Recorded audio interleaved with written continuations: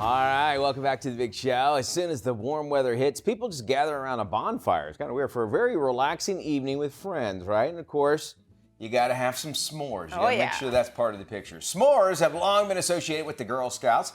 In fact, the first time a recipe for s'mores appeared in print was back in 1927. It was a guidebook published by the Girl Scouts of America. Now, the guidebook featured recipes for food that could be prepared in the woods and cooked over an open campfire. The recipe called for 16 graham crackers, 16 marshmallows, and 8 bars of chocolate.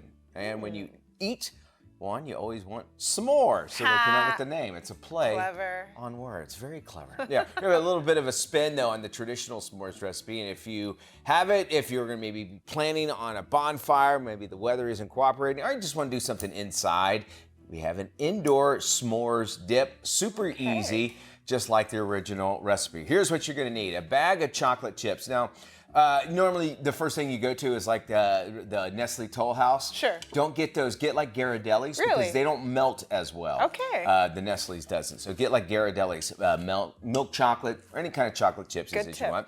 You can get yourself some marshmallows, a bag of them, and then some peanut butter cups as well. And I got to tell you, you can't get any easier than what we're going to show you how to make this. This is great too. You know, I just got back from the big RV trip. Oh yeah. And I wish I would have remembered to make this instead of making a bonfire. You could have had this inside. The fire. Yeah, all you need, either an oven, you can even actually, if you wanted to, put it on broil, but we'll show you that in a second here.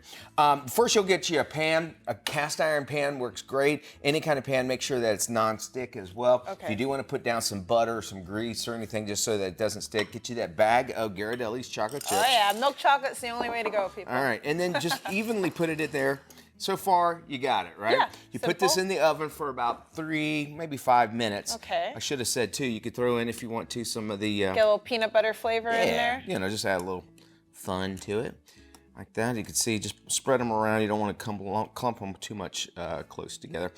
Put it in the oven about 350 degrees for about 5 minutes. It's not going to look like it's completely melted, meaning it's not going to look like just a big... A liquidy... Right. You'll still see some of the chips still there. It's okay. And that's what we want.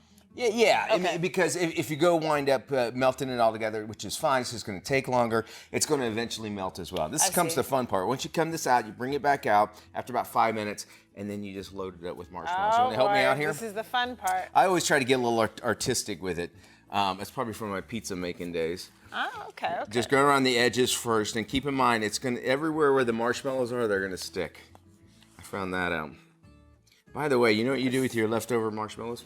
You shove them in your mouth and play you chubby would think bunny? that, yes.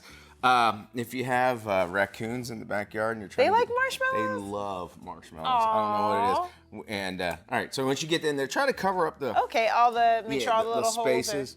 Okay, yeah, that's good. So you want to put that in there, maybe more. even evenly on the top. The only reason I say that is what's going to happen is once it starts melting, it's going to kind of go up. Oh, it rises. It'll Okay. rise up a little bit. But you also want to have an even bake all the way through it. Put this back into the oven for about 5 minutes or so. So we set that in here. Right. We already have one that we have put into the oven. Look at this. And you want to get them just moderately. Oh, look at that. All right, just moderately brown on the top. And as you can see, it's going to make it look really nice. Then what you want to do, obviously, your graham crackers. Yeah. Absolutely. But, you know, not always you have to have it. Get you some shortbread cookies or any kind of cookies, chocolate chip cookies. Switching it up, okay. Or if you'd like to maybe even try some fruit. And then if you set it out in the middle of the table. Oh, look at that. And you dig in there, get you some. Make sure I get into that chocolate. There you go. Bite into it, and it is delicious all together. No campfire needed, and you got yourself some s'mores. And look, even I told you. Look at the color on the top. That look great. And it's a different texture than you're normally going to get when you use it as a dipping. So really, really neat. These are the indoor s'mores. Very, very easy to make. Very easy for you to make. Why not do it all together? There you go. I love it. In the kitchen. In the kitchen with Mitch. Nice. Thank you.